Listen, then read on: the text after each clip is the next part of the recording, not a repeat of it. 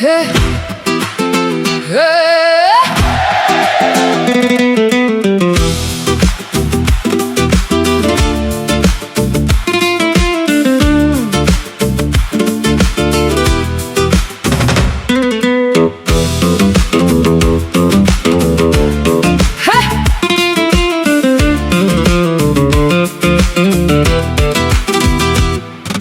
شاعر و نویسنده نیستم این را بدان، نه شیفته الهه شعر و بیان.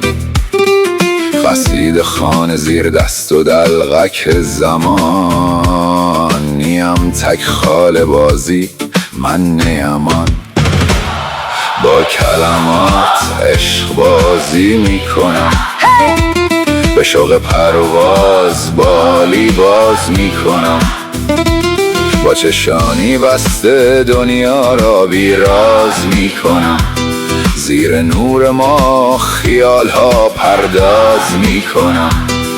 عرفان چو موجی ذهنم را ربوده، روح در سکوتم شاعری ماهر بوده. پریشانی فکرم مرا تسخیر کرده، تا جهان را به پاشانم هنرمندان. به کشف راز خدایان مشغولم بی صبرانه، تا بفهمم از کجا آمدیم به طرزی زیرکانه.